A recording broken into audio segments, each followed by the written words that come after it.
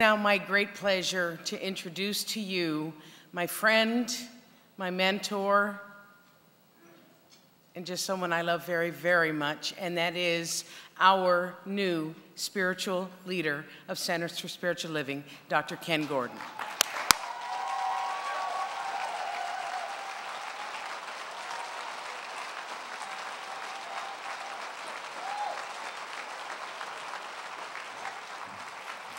Thank you.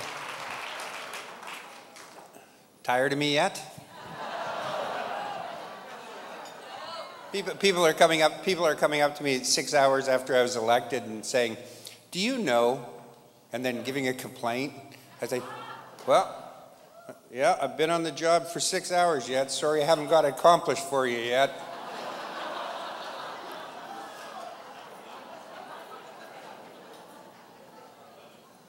Truth of the matter is, we know where we're going, but we don't necessarily know how we're going to get there yet. Have you noticed that?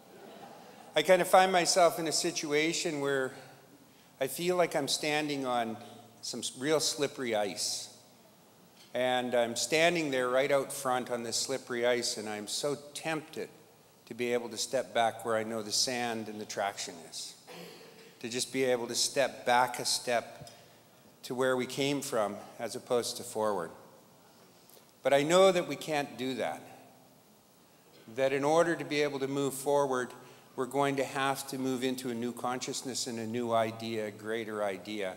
And that if we go back, all we're going to do is recreate what we had before. And we can't create something new with the consciousness, the old consciousness. We need to enter into the new consciousness. My sense is that there is a momentum that is happening at this conference that is palpable. And that momentum feels like there's been a big switch and a big change that's taken place.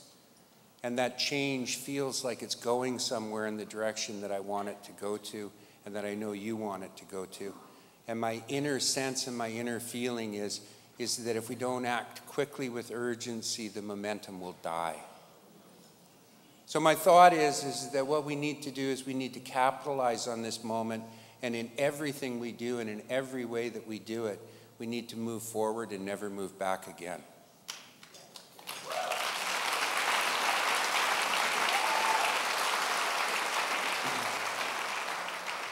It is a time for transformation.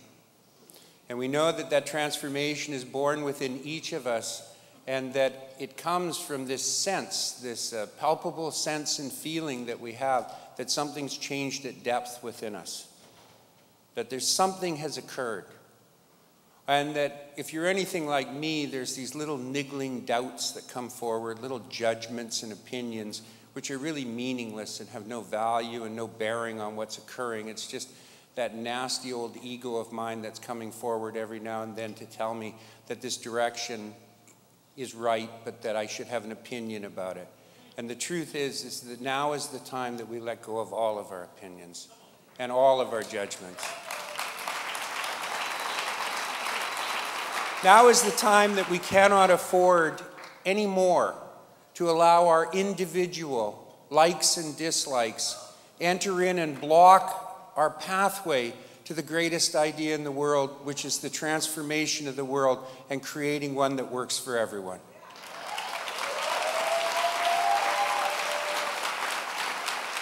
The potential that lies before us from this moment forward is a potential that's bigger than exists within any mind.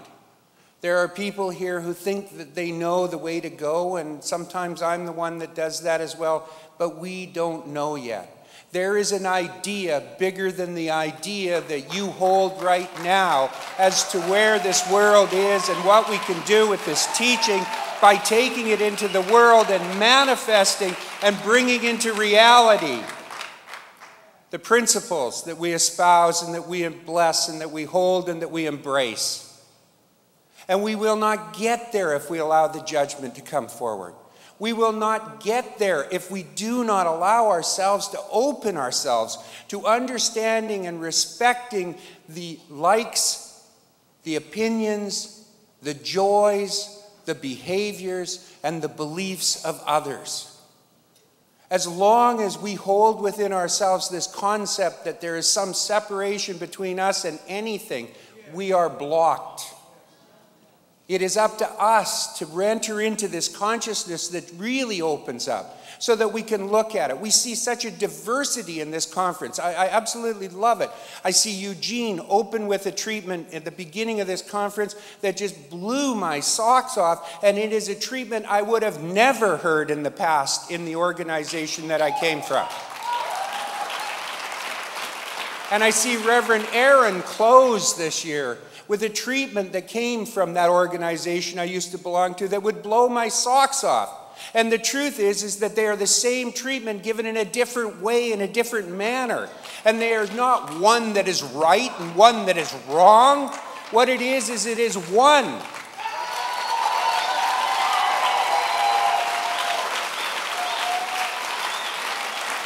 We cannot afford the luxury of being prejudiced or bigoted. We cannot afford the luxury of denying anyone, no matter what, no matter how, no matter where. We have to embrace everything, every religious tenet. We have to embrace everyone in the world. We have to embrace every political party. We have to embrace every color, every race, everything that we come in contact with. And the judgment that shows up in our lives that says this is not right is the small mind in action, and it is not the action that will change the world. It is the old thought, and we need a new one right now.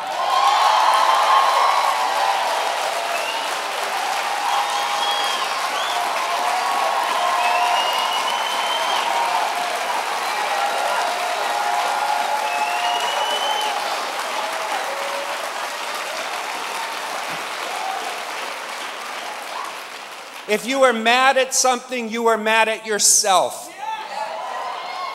If you in any way judge something, you are judging yourself. There is only one thing that is happening here, and that is the individualization and evolution of consciousness to create a world that we were born to have. A world that is fair and open and free to all. And I don't know how we're going to get there.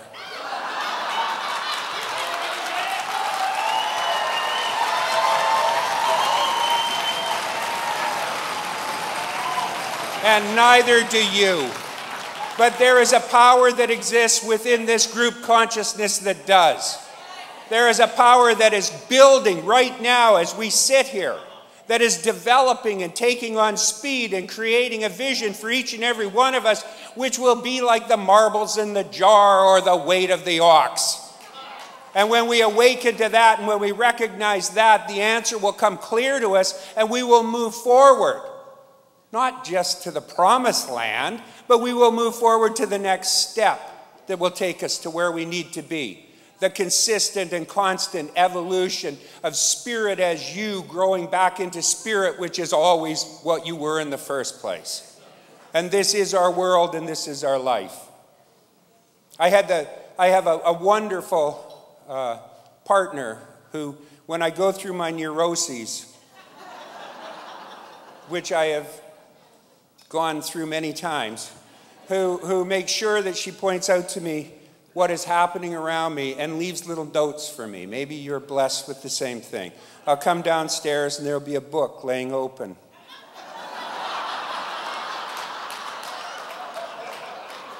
She'll say things like, you know, you should just read this, just these 5 pages, just between here and here. I think if you read that you'll be a much nicer person.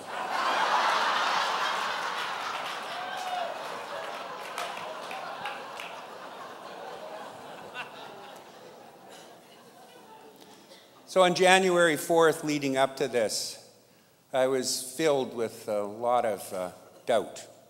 Not doubt about the movement, not doubt about the principles, not doubt about the tenets, doubt about who I am. And I was feeling a little threatened.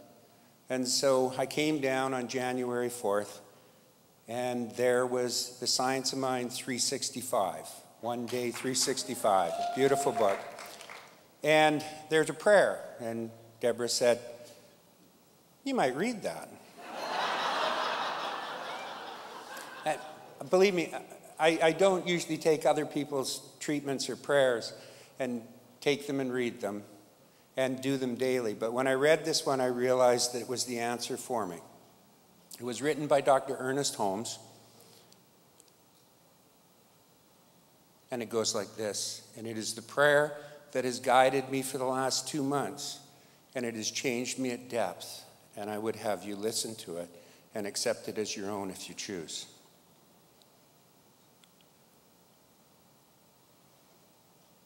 I hand my life and affairs over to divine intelligence, to the power that knows how to do everything. I do this in the complete conviction that I receive only good into my experience. I know that there is nothing in me that can doubt either the divine goodness or the operation of its law in my affairs.